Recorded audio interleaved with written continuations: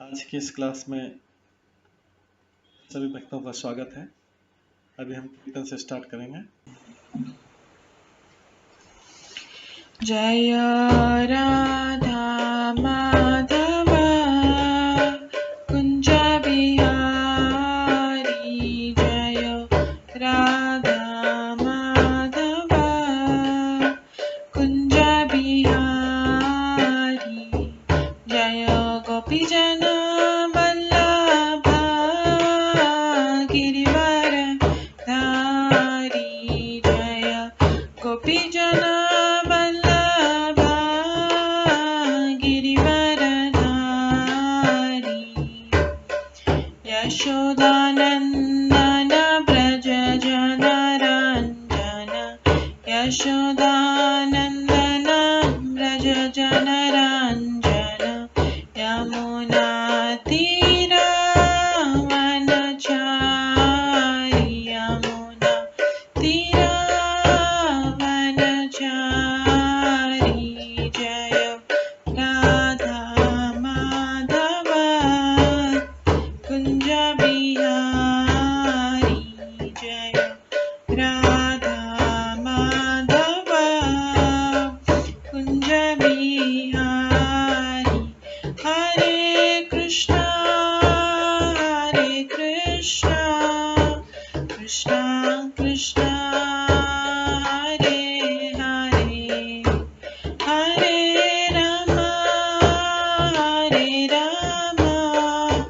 राम राम हरे हरे, हरे कृष्णा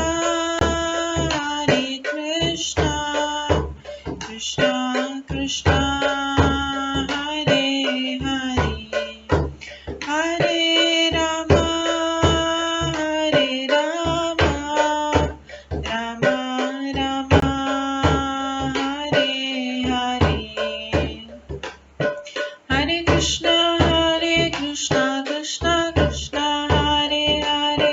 हरे राम राम राम हरे हरे, हरे कृष्णा कृष्णा कृष्णा हरे हरे, हरे राम राम राम हरे हरे, हरे कृष्णा कृष्णा कृष्णा हरे हरे, हरे राम राम राम हरे हरे, हरे कृष्णा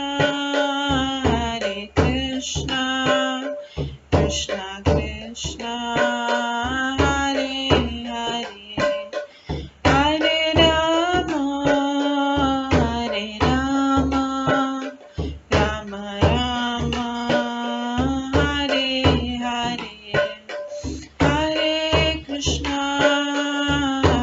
कृष्णा कृष्णा कृष्णा हरे हरे, हरे राम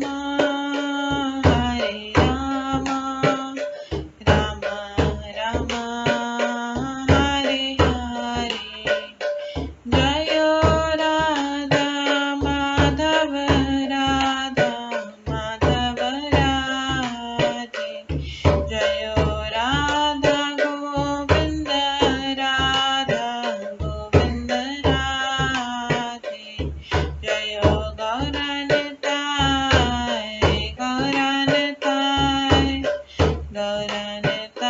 जय गौरनिताय, जय जय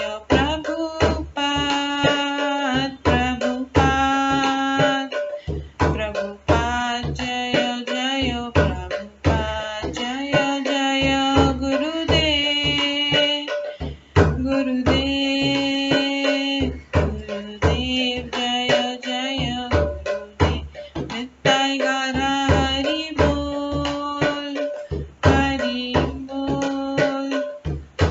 बोल नित्य गौर हरि बोल, गौर प्रेमानंदे हरि हरि बोल। हरे कृष्णा। आज की इस क्लास में सभी भक्तों का स्वागत है। अभी मंगलाचरण से स्टार्ट करेंगे। ॐ अज्ञानतिमिरन्धस्य ज्ञानाञ्जनशलाकया चक्षुरुन्मिलितं येन तस्मै श्रीगुरुवे नमः। श्रीचैतन्यमनोभीष्टं स्थापितं येन भूतले स्वयं रूप कदा मह्यं ददाति स्वपदान्तिकम्। वन्देऽहं श्रीगुरो श्रीयुतपदकमलं श्रीगुरुं वैष्णवांश्च श्रीरूपं साग्रजातं सहगणा रघुनाथान्वितं तं सजीवं साद्वैतं सावधूतं परिजनसहितं कृष्णचैतन्यदेवं श्रीराधाकृष्णपादान् सहगणा ललिता श्रीविशाखान्वितांश्च नमो विष्णुपदाय कृष्णपृष्ठाय भूतले श्रीमते भक्तिवेदांत स्वामिन्निति नामिने। नमस्ते सरस्वती देवे गौरवाणी प्रचारिणे निर्विशेष शून्यवादी पाश्चात्य देशतारिणे। वाञ्छाकल्पतरुभ्यश्च कृपा सिन्धुभ्येव च पतितानां पावनेभ्यो वैष्णवेभ्यो नमो नमः। जय श्री कृष्ण चैतन्य प्रभु नित्यानंद श्री अद्वैत गदाधर शिवासादि गौर भक्तवृंद। हरे कृष्णा कृष्णा कृष्णा हरे हरे, हरे राम राम राम हरे हरे। ओम नमो भगवते वासुदेवाय। ओम नमो भगवते वासुदेवाय।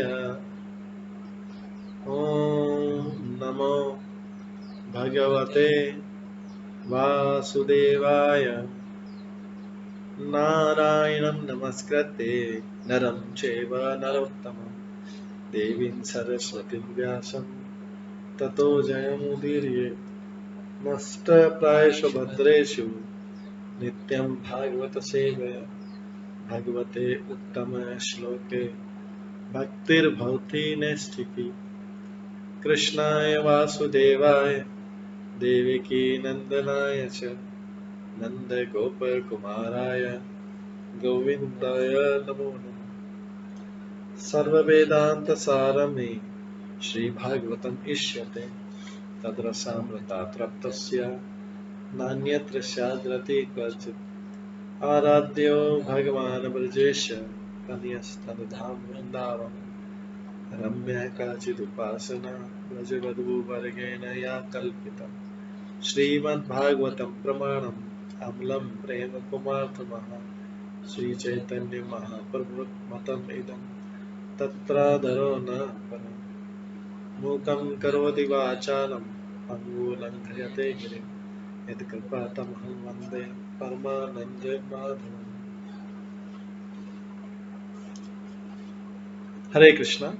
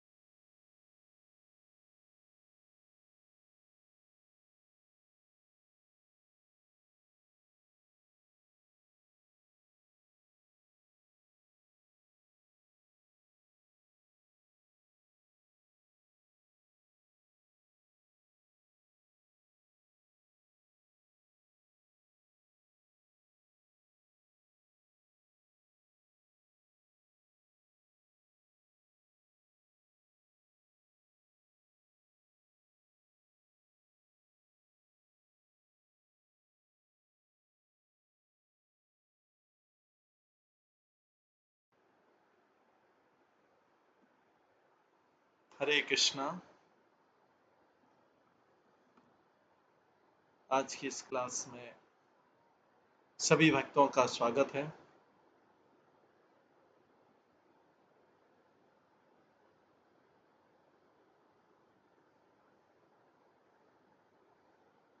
आज की इस क्लास में सभी भक्तों का स्वागत है। कल हम श्रवण कर रहे थे श्री कृष्ण द्वारा रुक्मिणी का हरण।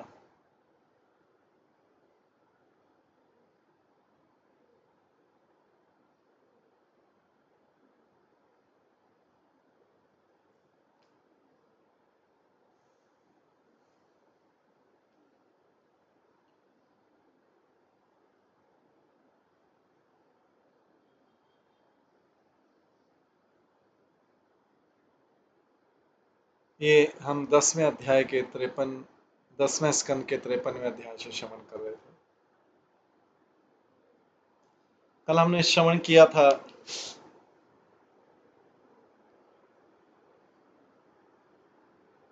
कि जब रुक्मिणी मौन होकर देवी भवानी के चरण कमलों का दर्शन करने के लिए पैदल ही चल पड़ी। उनके साथ में माताएं तथा सखियां थी और वे राजा के बहादुर सैनिकों द्वारा संरक्षित थी जो अपने हथियार ऊपर उठाए हुए सनद। रुक्मिणी केवल कृष्ण के चरण कमलों में अपने मन को ध्यानस्थ किए। मार्ग भर में मृदंग, शंख, पणव, तुरही तथा अन्य बाजे बजाए जा रहे। दुल्हन के पीछे हजारों प्रमुख गणिकाएं थी जो नाना प्रकार की भेंट लिए हुए थे। उनके साथ ब्राह्मणों की सजी धजी पत्नियां गीत गा रही थी और स्तुतियां कर रही थी। वे माला, सुगंध, वस्त्र तथा आभूषण की भेंट लिए थी। साथ ही पेशेवर प्रोफेशनल गवैये, संगीतज्ञ, सूत मागध तथा बंदीजन। और श्री विश्वनाथ चक्री ठाकुर लिखते हैं कि रुक्मिणी अपने महल से भवानी मंदिर तक पालकी में गई। अतः वे पूर्णतः सुरक्षित थी। केवल अंतिम 12-15 फुट महल से मंदिर क्षेत्र तक वे पैदल चली और उनके साथ मंदिर के चारों ओर तैनात शाही अंगरक्षक।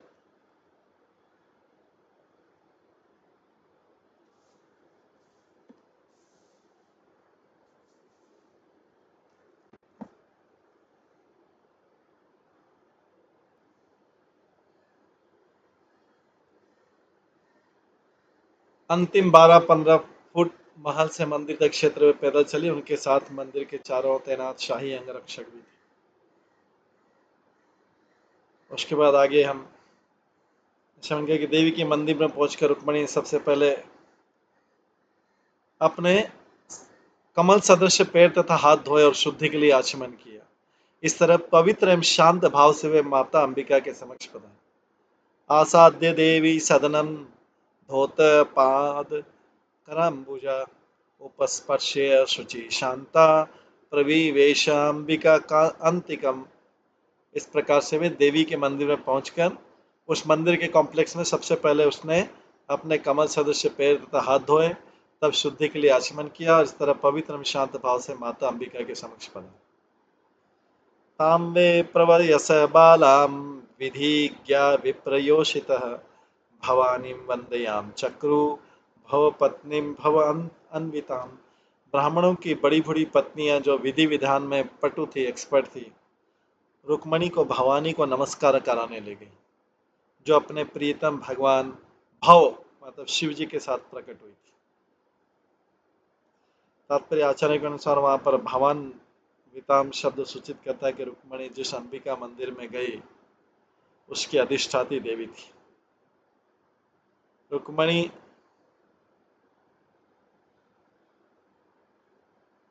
जिस अंबिका मंदिर में गए उसकी अधिष्ठात्री देवी थी जिनके पति उनके साथ देने के लिए प्रकट हुए थे। इस तरह स्त्री द्वारा यह अनुष्ठान विधि पूर्वक संपन्न हुआ।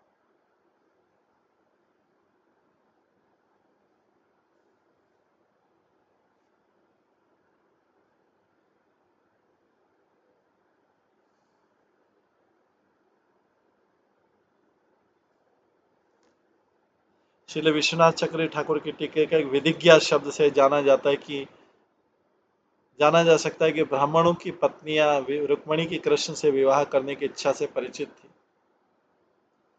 अतः वंदयाम चक्रु से सूचित होता है कि उन्होंने रुक्मणी को उसके लिए प्रार्थना करने के लिए प्रेरित किया जो वह वास्तव में चाहती थी, ताकि भवानी की तरह रुक्मणी अपने शाश्वत पुरुष संगी से मिल सके। ताकि भवानी की तरह, भवानी जैसे शिव जी के साथ नित्य रहती है उसी तरह रुक्मणी अपने शाश्वत पुरुष संगी से मिल सके। रुक्मणी के शाश्वत पति कौन है? श्री कृष्ण। तो इसलिए भवानी के पास गई थी कि भवानी के साथ शिव भी अवतरित हुए थे, शिव भी प्रकट हो गए थे, उनका पति उनके साथ देने के लिए प्रकट हो गए थे।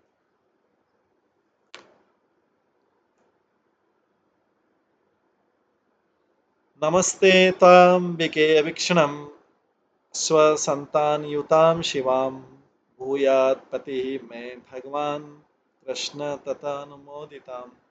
राजकुमारी रुक्मणी ने प्रार्थना की, हे शिव पत्नी माता अंबिका, मैं बारंबार आपको तथा आपकी संतान को नमस्कार करती हूँ। कृपया यह वर दें कि भगवान कृष्ण मेरे पति हुए। हे शिव पत्नी माता अंबिका, रुक्मणी प्रार्थना करे, शिव पत्नी माता अंबिका, मैं बारंबार आपको तथा आपकी संतान को नमस्कार करती हूँ।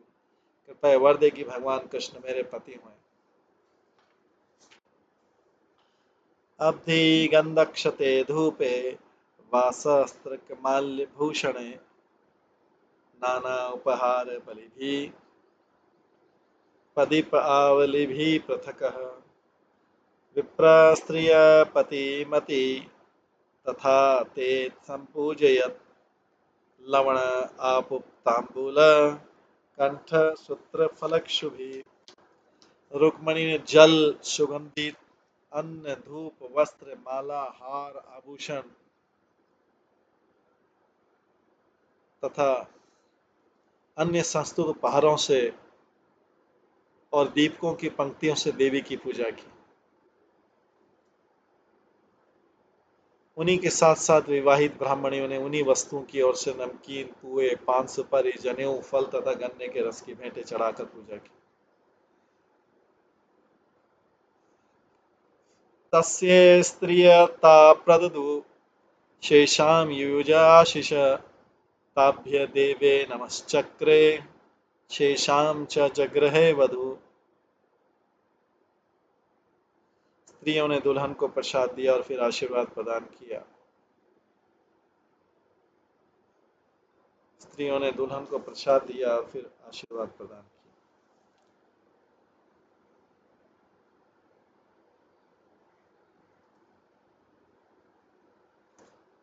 उसने भी उन्हें तथा देवी को नमस्कार किया, प्रसाद ग्रहण किया। उसने भी, स्त्रियों ने दुल्हन को प्रसाद दिया फिर आशीर्वाद, और उसने भी देवी को उसने भी उन्हें तथा देवी को नमस्कार किया और प्रसाद ग्रहण किया। रुक्मणी ने क्या क्या चढ़ाया? देवी को जल, सुगंधि, अन्न, धूप, वस्त्र, माला, हार, आभूषण तथा अन्य संस्कृत उपहारों से और दीपकों की पंक्तियों से देवी की पूजा की। और उन्हीं के साथ विवाहिता ब्राह्मणियों ने उन्हीं वस्तुओं से और नमकीन, पुए, पान सुपारी, जनेऊ, फल तथा गन्ने के रस की भेंटें चढ़ाकर पूजा की। मुनि व्रतम अथ त्यक्त्वा निश्चक्राम अंबिका ग्रहात् प्रग्रह पाणिना भृत्यां रत्न मुद्रा उपशोभिना।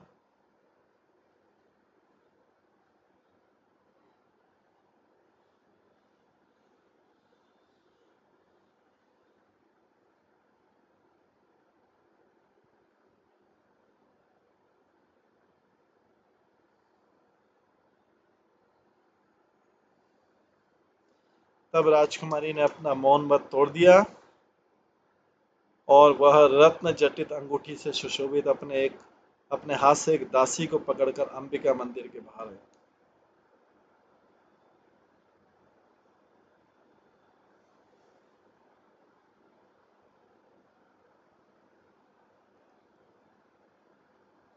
तब राजकुमारी ने अपना मौन व्रत तोड़ दिया और वह रत्न जटित अंगूठे से सुशोभित अपने हाथ से एक दासी को पकड़कर अंबिका मंदिर के बाहर गई।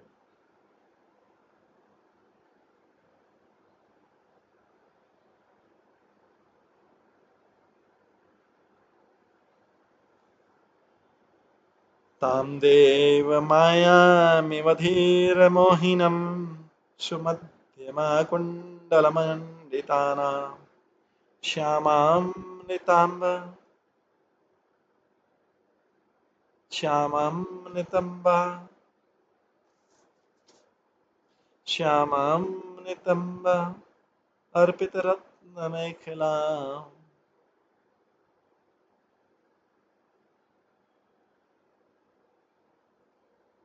व्यजत्स्थितं कुन्तलशङ्तीक्ष्णां शुचिस्मितां बिम्बफलधरद्युति शोणायमाना द्विजकुन्दकुङ्गला पदाचलन्तीं कलहंसगामिनीं सिञ्चत् कलानप्रधानशोभिना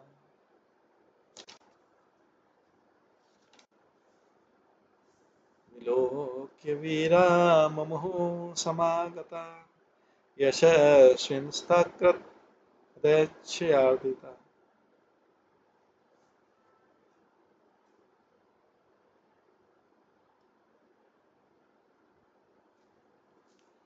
यामावीक्षातेन्द्रपतया ततोदारहास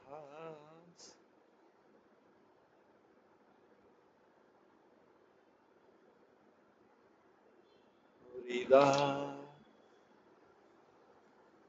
व्रीडावलोकहृतचेतस उच्चेतस्त्रापेतु क्षितो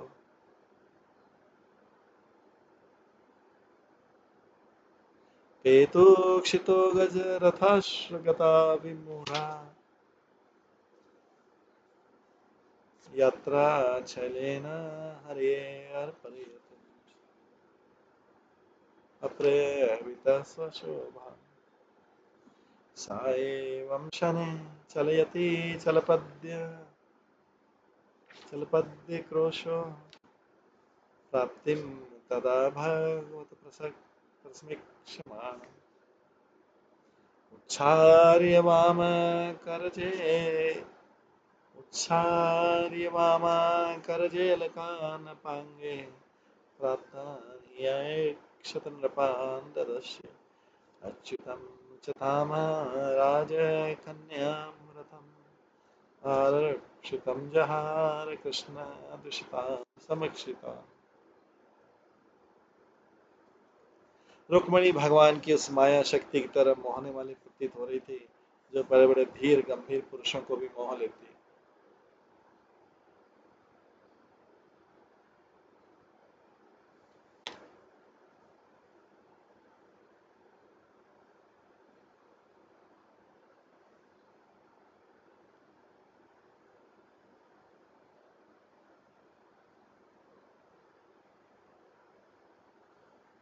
इस राजागण उनके सुकुमार सौंदर्य, उनके सुघड़ कमर तथा कुंडलों से सुशोभित मुख को निहारने लगे। उनके कुले पर रत्न जटित करघनी शोभा पा रही थी। उनके स्तन अभी भी उभर रहे थे और उनकी आंखें उनकी लटकती केश राशि से चंचल लग रही थी।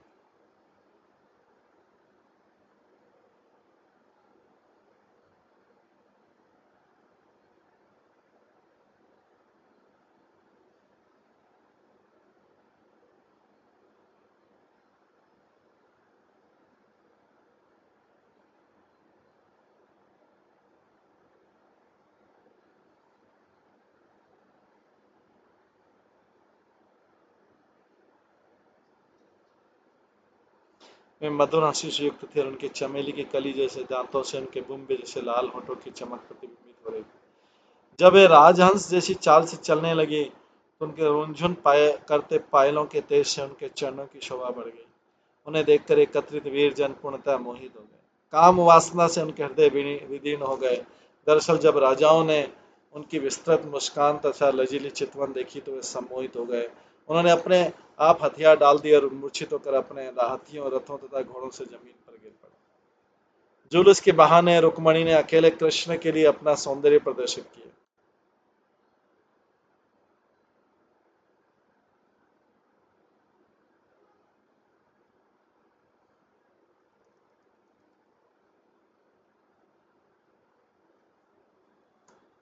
जुलूस के बहाने रुक्मिणी ने अकेले कृष्ण के लिए अपना सौंदर्य प्रदर्शित किया।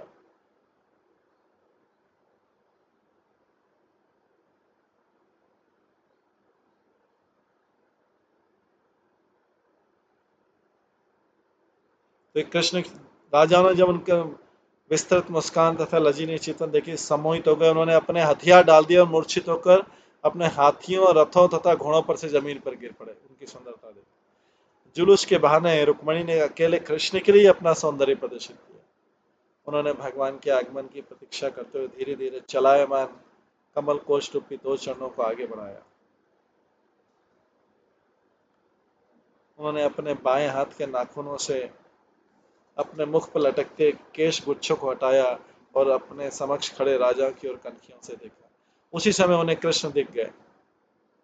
तभी अपने दुश्मनों के देखते देखते भगवान ने राजकुमारी को पकड़ लिया, जो उनके रथ पर चढ़ने के लिए आतुर थी।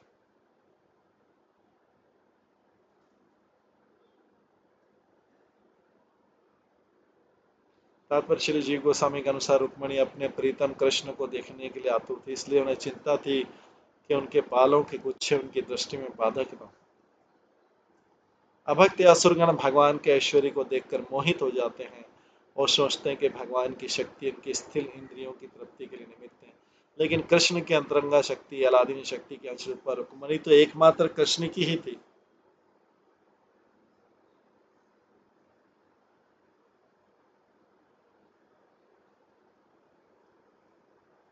श्री विश्वनाथ चक्रवर्ती ठाकुर ने श्यामा प्रकार की स्त्री का वर्णन करने के लिए निम्नलिखित उदाहरण दिया। शीतकाले भवेदुष्ण, उष्ण काले तो शीतला, स्तनौ सुकटियो यस्या सा श्यामा परिकीर्तिता। वह स्त्री श्यामा कहलाती है जिसके वक्षस्थल अत्यंत कठोर होता है और उसके सामने आने वाला व्यक्ति जाड़े में अपने को गर्म तथा गर्मी में अपने को शीतल अनुभव करता है। श्री विश्वनाथ चक्रवर्ती ठाकुर ये भी इंगित करते हैं कि चूंकि रुक्मिणी का सुंदर रूप भगवान की अंतरंगा शक्ति का प्राकट्य है, अतः भक्तगण उसकी ओर नहीं देख सकते। इस तरह विदर्भ में एकत्र बलवान राजा भगवान की माया शक्ति या रुक्मिणी के अंश को देखकर कामुक हो उठे। दूसरे शब्दों में भगवान की नित्य संगिनी को देखकर कोई काम मोहित नहीं हो सकता, क्योंकि काम से कलुषित होते ही मन को माया का आवरण आध्यात्मिक जगत तथा उसके निवासियों के आद्य सौंदर्य से विलग कर देता है। क्योंकि काम से कलुषित होते ही मन को माया का आवरण उसको आध्यात्मिक जगत था उसके निवासियों के अधिक सौंदर्य से विलग कर देता है। अंत में श्री रुक्मिणी देवी अन्य राजाओं को तिरछी नजर से देखकर लज्जा सी गई, क्योंकि वो निकृष्ट जनों की नजरों से अपनी नजरें नहीं मिलाना चाहती। रथम समारोप्य सुपर्ण लक्षणम राजन्य चक्रम परिभूय माधव तत ययो रामपुरगमशने ष्टकाल मध्याति विभागृत हरि। राजकुमारी को उठाकर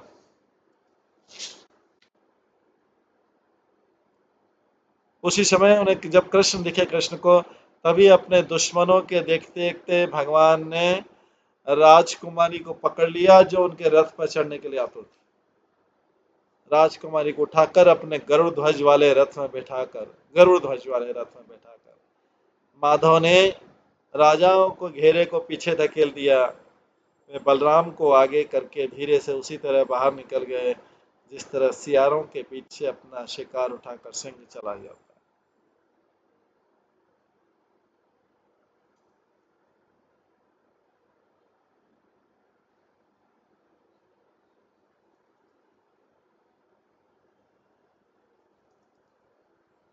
तम्मानिनः स विभवं यशक्षयं परे जरासन्ध मुखान् सेहे। अहो दिक्कस्मान् यशात् धन्वनां गोपेरतं केसरिणां मृगे।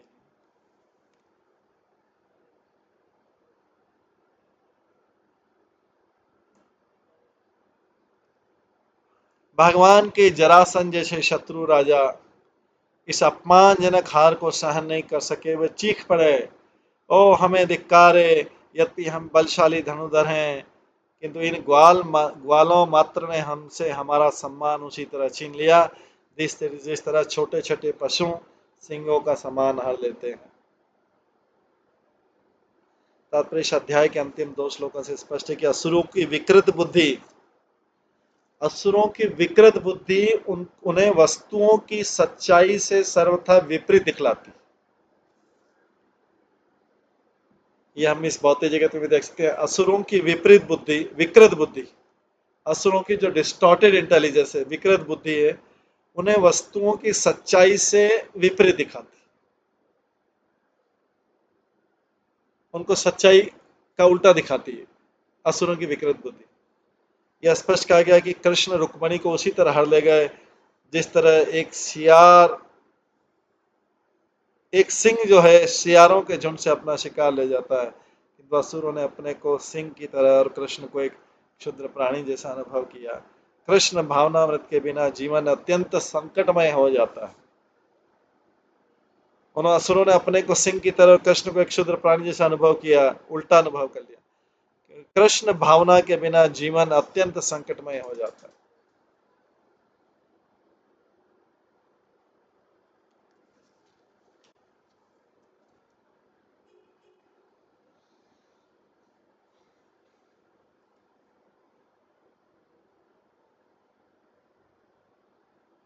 इस तरह कृष्ण ने रुक्मणी का अपहरण कर लिया।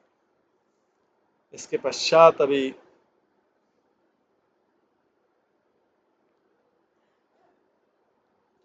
अध्याय 54 स्टार्ट होता है, 54। कृष्ण रुक्मणी विवाह, कृष्ण रुक्मणी का विवाह। श्री शुकवाच इति सर्वे सुसनब्धा वाहनारुयेदंशिता स्वेसे बले परिक्रांता अन्वियुधृतकार्मुका।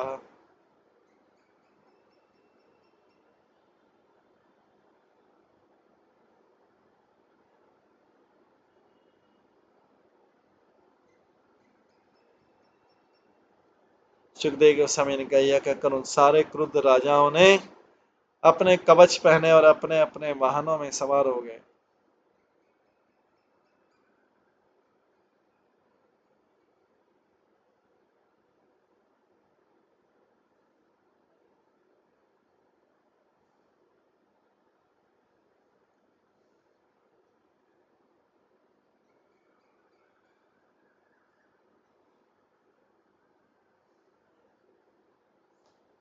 यह कहकर उन सारे क्रुद्ध राजाओं ने अपने अपने कवच पहने और अपने अपने वाहनों में सवार हो गए। प्रत्येक राजा अपने हाथ में धनुष धारण किए भगवान कृष्ण का पीछा करते समय अपनी सेना से घिरा हुआ था। तानापततालोक्य यादव अनिक यूथ तस्थु तत्सम्मुखा राजन विस्फुर्य स्वधनुषि। जब यादव सेना के सेनापति ने देखा कि शत्रुगण उन पर आक्रमण करने के लिए दौड़ रहे हैं, जब यादव सेना के सेनापति ने देखा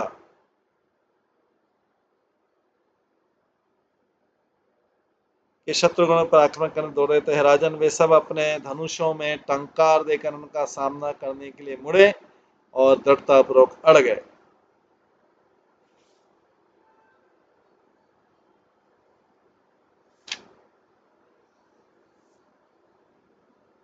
ये सब रथ में जा रहे थे, पीछे से राजा भाग के आ रहे। अश्व पृष्ठे गजास्कंधे रथ पस्थे अस्त्र को विदा मुमुचो शरवर्षाणी मेघादृशु अपयथा। घोड़ों की पीठों पर, हाथियों के कंधों पर तथा रथों के आसनों पर सवार होकर अस्त्रों में पटु शत्रु राजा ने यदुओं पर बाण की वर्षा की, जिस तरह बादल पर्वतों पर वर्षा।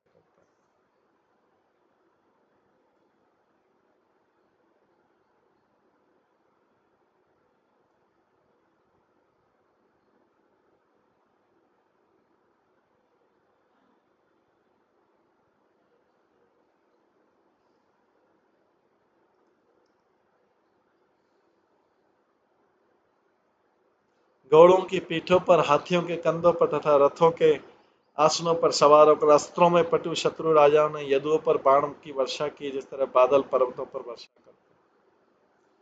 पत्युबलम शरासारे छन्नम वीक्षु मध्यमा सबरीणमेक्षतवक्त्रम भैया विहल लोचना। पतली कमर वाले रुक्मणी ने अपने स्वामी की सेना को बाणों की धुआंधार वर्षा से आच्छादित देखकर भयभीत आंखों से लजाते हुए कृष्ण के मुख की ओर निहारा।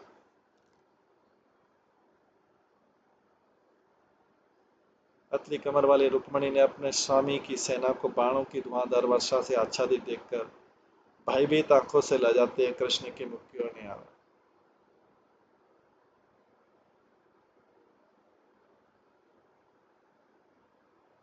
प्रहस्य भगवानः मास्मं भेवां लोचने विनक्ष्यस्ति अधुना एव एतत् तावकेशात्मं बलम्।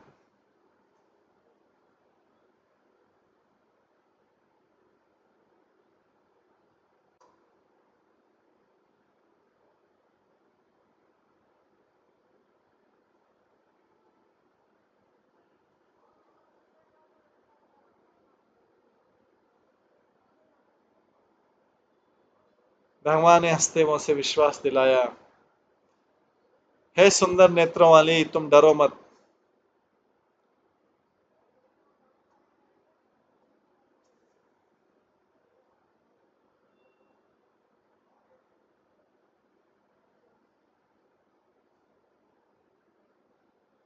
भगवान ने हंसते उसे विश्वास दिलाया कि सुंदर नेत्रों वाली, तुम डरो मत, ये शत्रु सेना तुम्हारे सैनिकों के द्वारा विनष्ट होने वाली है।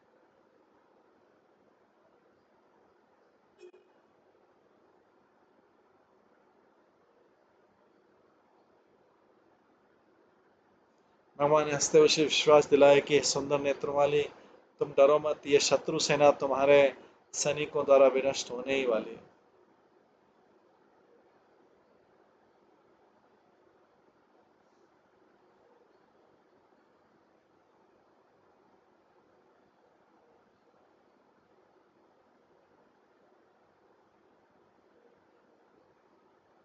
तात्पर्य, रुक्मणी के प्रति अत्यधिक स्नेह व्यक्त करने के लिए भगवान कृष्ण ने अपनी यादव सेना को तुम्हारे सैनिक कहा, जिसमें संकेत है कि भगवान का पूरा वंश अब उनकी प्रिय रानी की संपत्ति।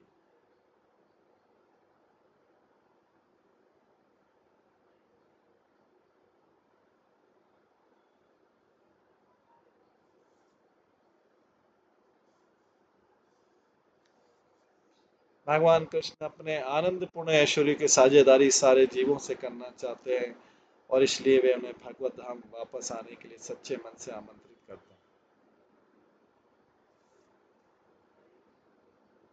भगवान अपने आनंदपूर्ण ऐश्वर्य की साझेदारी सारे जीवों से करना चाहते हैं और इसलिए वे उन्हें भगवत धाम वापस आने के लिए सच्चे मन से आमंत्रित करते हैं। श्रील प्रभुपाद ने अपने आध्यात्मिक गुरु श्रील भक्ति सिद्धांत श्री ठाकुर के आदेश पर ही कृष्ण भावनामत आंदोलन का समूचे विश्व में सूत्रपात किया। स्वयं श्री भक्ति शास्त्री ठाकुर अपने पूज्य पिता श्री भक्ति विनोद ठाकुर के आदेश पर सारे भारत में प्रचार करते रहे। हमारा ये कृष्ण भावनावाद आंदोलन भगवान कृष्ण के प्रेममय संदेश का उन्हें स्मरण करने, उनकी सेवा करने, उनके पास वापस जाकर भगवत धाम का असीम ऐश्वर्य भोगने का प्रसार कर।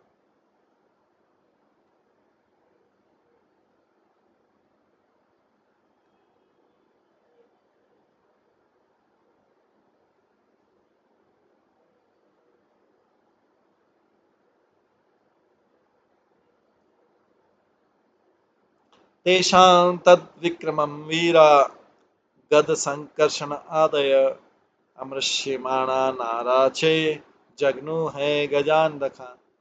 भगवान की सेना में गद, ये भगवान के भाई थे।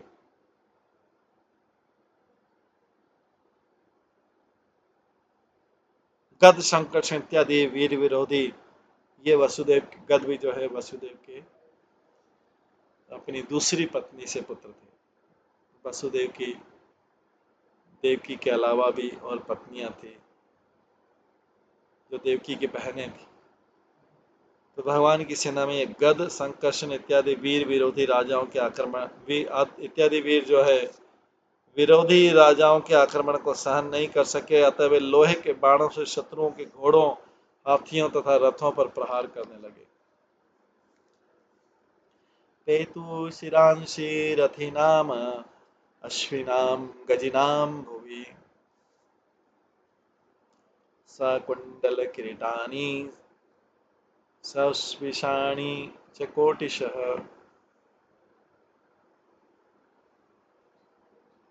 रथों, घोड़ों तथा हाथियों पर सवार होकर लड़ने वाले सैनिकों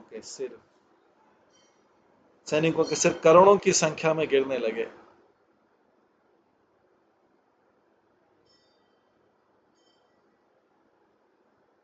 इनमें से कुछ सिर कुंडलों से युक्त थे तो कुछों पर मुकुट एवं पगड़ियां थी।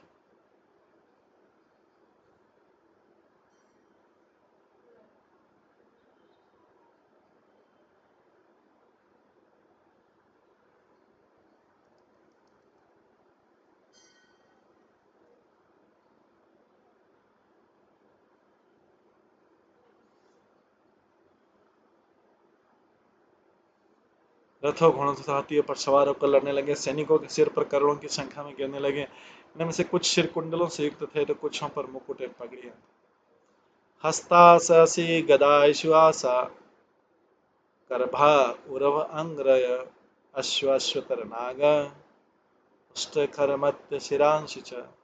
चारों जांघें, पांव तथा अंगुलियों से विहीन हाथों के साथ ही साथ तलवार, गदा तथा धनुष पकड़े हुए हाथ और घोड़ों, गधों, हाथियों, ऊंटों, जंगली गधों तथा मनुष्य के सिर भी पड़े हुए थे।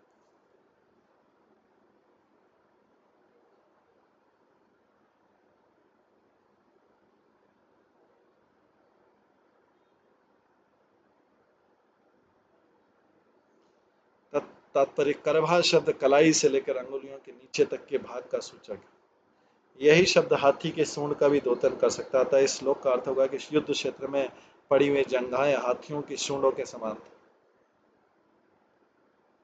अन्यमान बलानिका वृष्णिभिः जयकांक्षिभिः राजान विमुखा जगमु जरासंध पुरस्सरा।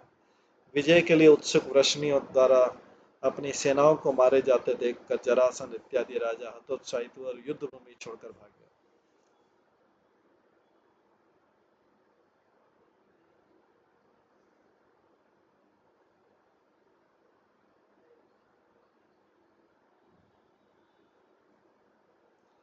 विजय के लोग उत्सुक वृष्णियों यदुवंशी हैं, वृष्णियों द्वारा अपनी सेनाओं को मारे जाते देखकर जरासंध इत्यादि राजा निराश होकर युद्ध भूमि को छोड़कर भाग गए। तात्पर्य, यद्यपि शिशुपाल ने रुक्मणी से विवाह नहीं किया था किंतु वह उसे अपनी संपत्ति मानता था, इसलिए वह विनष्ट हो गया जिस तरह की प्रिय पत्नी को खोने वाला मनुष्य।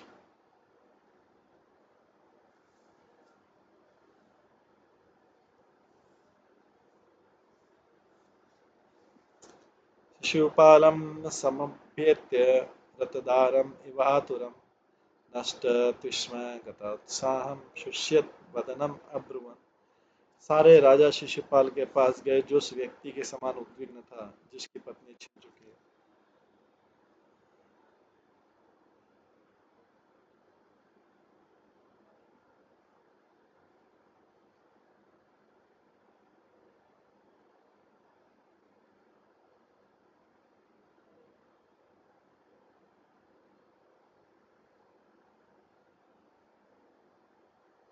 उसके शरीर का रंग उतर गया, उसका उत्साह जाता रहा, उसका मुख सूखा प्रतीत होने लगा।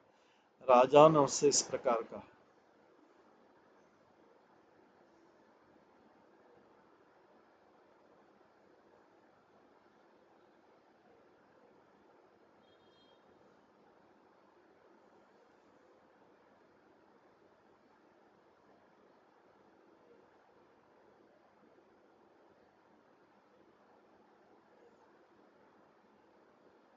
सारे राजा शिशुपाल के पास गए जो उस व्यक्ति के समान उद्विग्न था जिसकी पत्नी छिन चुकी। उसके शरीर का रंग उतर गया, उसका उत्साह जाता रहा, उसका मुख सूखा प्रतीत होने लगा। राजाओं ने उससे इस प्रकार कहा। भो भो पुरुष शार्दूल दौर्मन्यम इदम त्यज न प्रिय प्रियो राजनिष्ठा।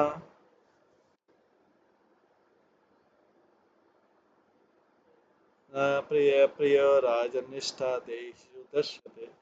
हे पुरुषों में व्याघ्र शिशुपाल, सुनो, जरासन ने कहा, तुम तो सिंह के समान हो। शिशुपाल से बोलते, हे पुरुषों में व्याघ्र, तुम तो बाघ के समान थे, तुम अपनी उदासी छोड़ दो अब। हे राजन, सारे देहधारियों का सुख तथा दुख कभी भी स्थायी नहीं देखे गए। सारे देहधारियों का सुख और दुख कभी भी स्थायी नहीं देखे गए।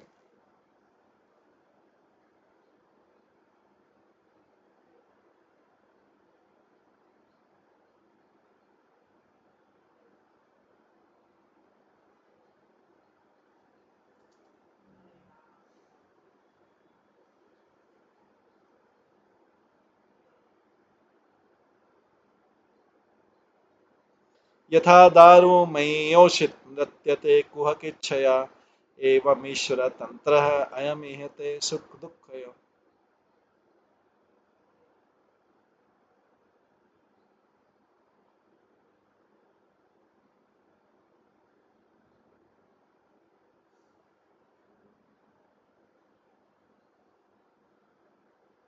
जिस तरह स्त्री के वेश में कठपुतली अपने नचाने वाले की इच्छा अनुसार नाचती है, उसी तरह भगवान द्वारा नियंत्रित जगत सुख तथा दुख दोनों से भिड़ता रहता है।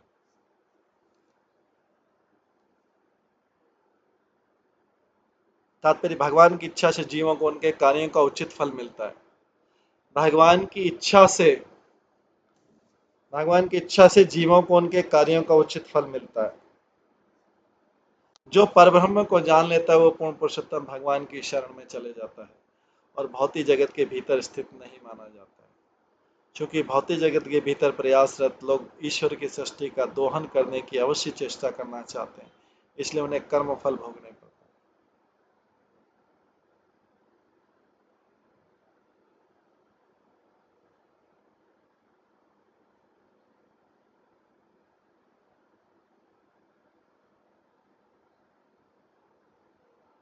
भगवान की इच्छा से जीवों को उनके कार्यों का उचित फल मिलता है। जो परब्रह्म को जान लेता है वह पूर्ण पुरुषोत्तम भगवान की शरण में चला जाता है और भौतिक जगत के भीतर स्थित नहीं माना जाता। क्योंकि भौतिक जगत के भीतर प्रयासरत लोग ईश्वर की सृष्टि का दोहन करने की अवश्य चेष्टा रखते हैं, इसलिए उन्हें कर्मफल भोगने पड़ते हैं।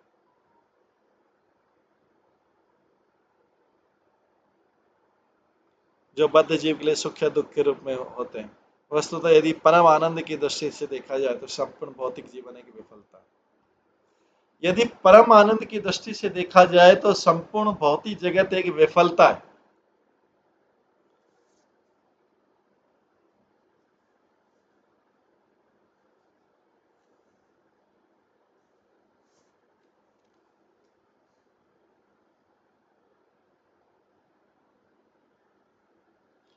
शौरे सप्तदशां वे शौरे सप्तदशां वे संयुगानि पराजितः त्रयोविंशतिभिः सैन्ये जिज्ञे एकम अहम परम। मैं कृष्ण के साथ युद्ध में अपनी 23 सेनाओं सहित 17 बार हारा, केवल एक बार उन्हें पराजित कर पाया। जरासन बोलता है शिशुपाल को, लेकिन जरासन ये गलत बोल रहा है कि वो एक बार पराजित कर पाया। पराजित नहीं कर पाया, भगवान अपनी इच्छा से भाग के गए।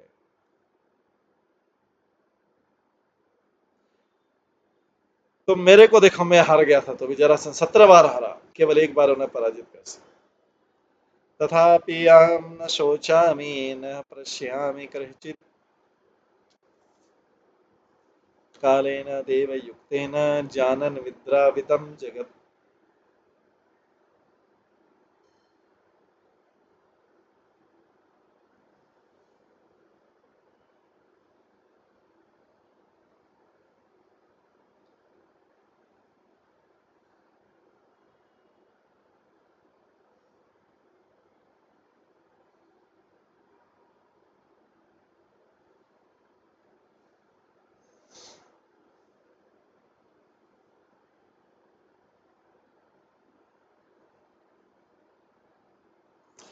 तो भी मैं न तो कभी शोक करता हूँ, जरासन बोल रहा है, तथापि अहम न शोचामि न प्रश्यामि कदाचित् कालेन देवयुक्तेन जानन् विद्रावितं जगत्।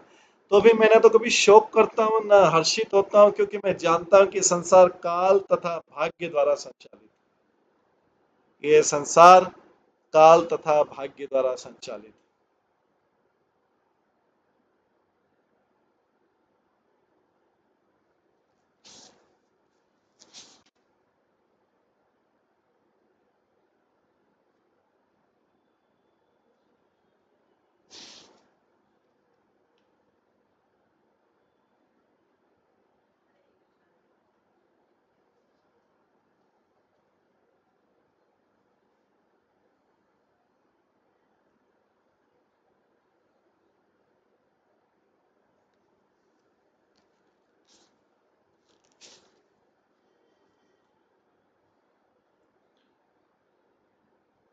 यह बता चुकने के बाद कि भगवान इस जगत का नियंत्रण करते हैं, जरासन अब नियंत्रण की विशेष विधि बतलाता है। यहाँ यह स्मरण रखना होगा कि वैदिक संदर्भ में काल एकमात्र दिन, सप्ताह, मास तथा वर्ष जैसे काल मापन की विधि का ही द्योतन नहीं करता, भी वस्तुओं की गतिशील होने की विधि को भी बतलाता है। प्रत्येक वस्तु अपने प्रारब्ध के अनुसार गतिशील रहती है, और वो भी प्रारब्ध काल कहलाता है, क्योंकि हर व्यक्ति का प्रारब्ध काल, हर व्यक्ति का प्रारब्ध काल की गति से प्रकट होता है। अधुनापि अपि अधुनापि वयं सर्वे वीरयूथपययुथ पराजिता फल्गुतंत्रे यदुभि कृष्ण पालिते।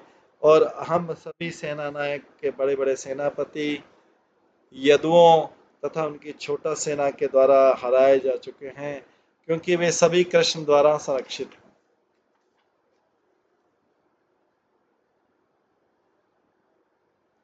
रिपुवो जिज्ञु अधुना काले आत्मनुसारिणी तदा वयम विजिष्याम यदा काल प्रदक्षिण।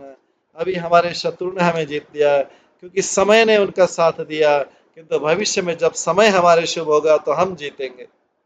जरासन बोल रहा है शिशुपाल।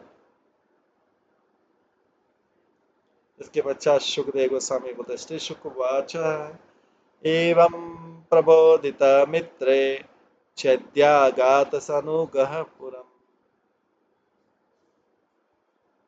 हत शेषा पुनः ते अपि ययुः स्वं स्वं पुरं नृपा।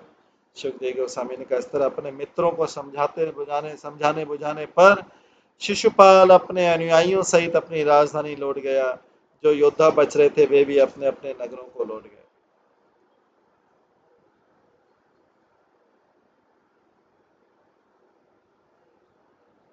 रुक्मी तु राक्षसुद्वाहं कृष्ण विट असहन शशु पृष्ठत अन्वम गत कृष्णम अक्षो हिरण्याव्रतः बलि। किंतु बलवान रुक्मी कृष्ण से विशेष रूप से द्वेष रखता था। बलवान रुक्मी कृष्ण से विशेष रूप से द्वेष रखता था। उससे ये बात सहन नहीं हो सकी कि कृष्ण बलपूर्वक उसकी बहन को ले जाकर उसे राक्षस विधि से विवाह कर ले।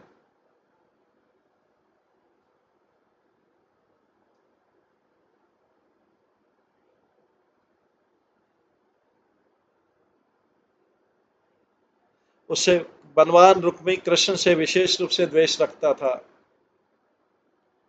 उससे बात सहन नहीं हो सकी, कृष्ण बलपूर्वक उसकी बहन को ले जाकर उसे राक्षस विधि से विवाह कर ले। अतः उसने सेना की पूरी टुकड़ी लेकर भगवान का पीछा। रुक्मी अमर्षि सुसरब्ध क्षणमतां सर्वभूभुजां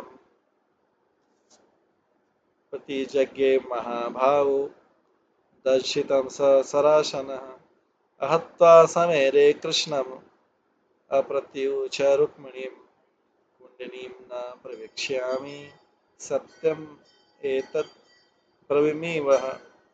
उद्विग्न ने क्रुद्ध महाभाव रुक्मणी ने कवच पहने तथा धनुष धारण किए सभी राजाओं के समक्ष शपथ ली, यदि मैं युद्ध में कृष्ण को मारकर रुक्मणी को अपने साथ वापस नहीं लाता तो फिर कुंडी नगर में प्रवेश नहीं करूंगा। वह मैं आप लोगों के समक्ष शपथ लेता हूं कि मैं इस कुंडी नगर में प्रवेश नहीं करूंगा। अगर मैं कृष्ण को मारकर रुक्मिणी को वापस नहीं लाता।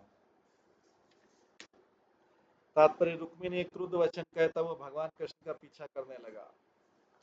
इति उक्त्वा रथम् आरुह्य सारथं प्राह सत्वरः चौदय अश्वान्यतः कृष्ण तस्य में संयुगम भवेत्। यह कहकर वह अपने रथ पर चढ़ गया और अपने सारथी से कहा, तुम घोड़ों को जल्दी से हाँक कर वहीं ले चलो जहां कृष्ण है, उससे मुझे युद्ध करना है।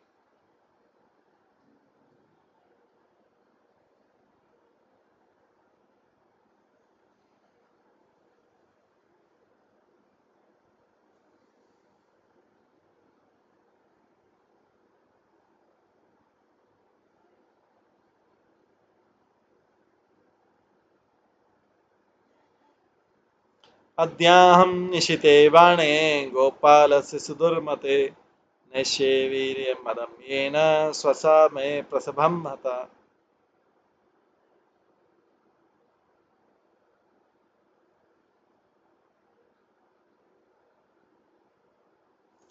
इष्ट दुष्ट बुद्धि ग्वाल बाल ने अपने बल की घमंड में चूर होकर मेरी बहन का बलपूर्वक अपहरण कर लिया। इस दुष्ट बुद्धि ग्वाल बाल ने कृष्ण के बारे में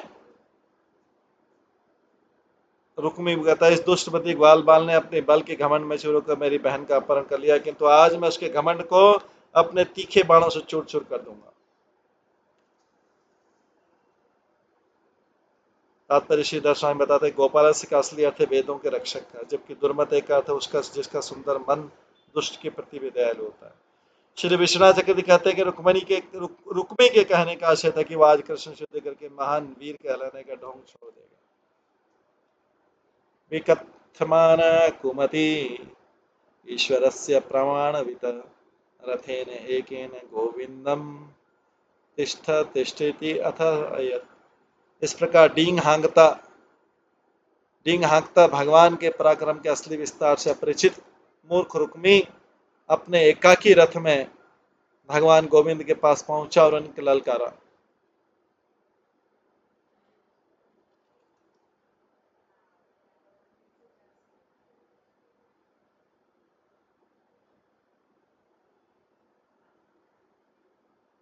इस प्रकार डींग हाँकना भगवान के पराक्रम के असली विस्तार से अपरिचित मूर्ख रुक्मी अपने एकाकी रथ में भगवान गोविंद के पास पहुंचा और ललकारा, जरा ठहरो और लड़ो। रुक्मी जो रुक्मणी का भाई। धनुर्विकृष्य सुदृढ़ं जग्ने कृष्णं त्रिभिशरे आह च अत्र क्षणं तिष्ठ। यदुनाम कुलपांसन रुक्मी ने भारी जोर लगाकर अपना धनुष खींचा और कृष्ण पर 3 बाण चलाए। तब उसने कहा, रे यदुवंश को दूषित करने वाला, जरा एक क्षण ठहर तो सही। श्री श्रीधर स्वामी को संकेत करते कि कुल पांसन को कुल प अर्थात अंसन से बना मानना चाहिए। उन्होंने व्याकरणिक व्याख्या भी दी जिससे भावार्थ संभव। यत्र यासि ससारं में मुषित्वा ध्वाक्षवत्त हवि हरिष्ये अद्य मदम मंद मायेन कूटयोधिना। तुम यज्ञ का घृत चुराने वाले कौओं की भांति मेरी बहन को जहां जहां ले जाओगे वहां वहां मैं तुम्हारा पीछा करूं। तुम यज्ञ का घृत चुराने वाले कौओं की भांति मेरी बहन को जहां जहां ले जाओगे वहां वहां मैं तुम्हारा पीछा करूंगा। अरे मूर्ख, धोखेबाज और युद्ध में ठगने वाले, मैं आज ही तुम्हारे मिथ्या गर्व को चूर चूर कर दूं।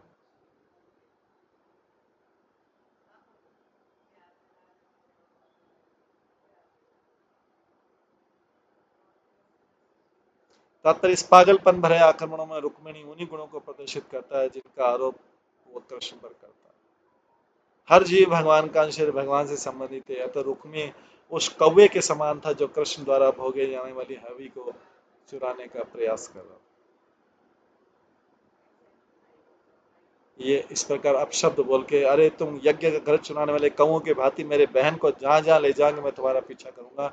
अरे मूर्ख, धोखेबाज और युद्ध में ठगने वाले, मैं आज ही तुम्हारे मिथ्या गर्व को चूर चूर कर दूंगा।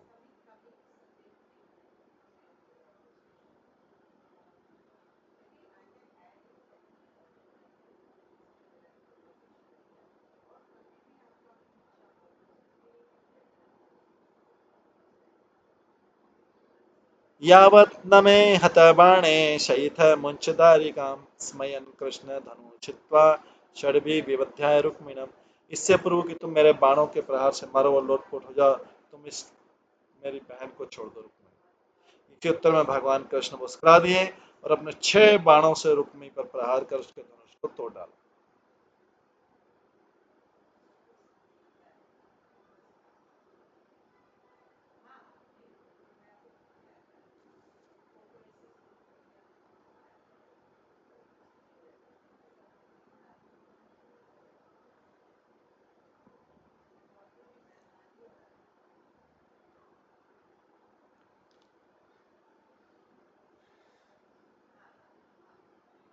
इस प्रकार कृष्ण, ये शिशुपाल और कृष्ण के बीच वार्तालाप चल रहा है।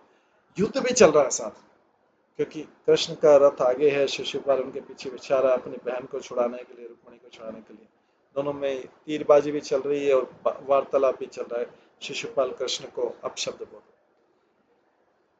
इसके बाद क्या होता है, किस प्रकार से भगवान का प्रहार करते हैं, भगवान के प्रहार से रुक्मी का रथ को क्या होता है और किस प्रकार से रुक्मी को बंदी बनाया जाता है, भगवान कृष्ण बंदी बनाते, ये हम कल की क्लास में श्रवण करेंगे।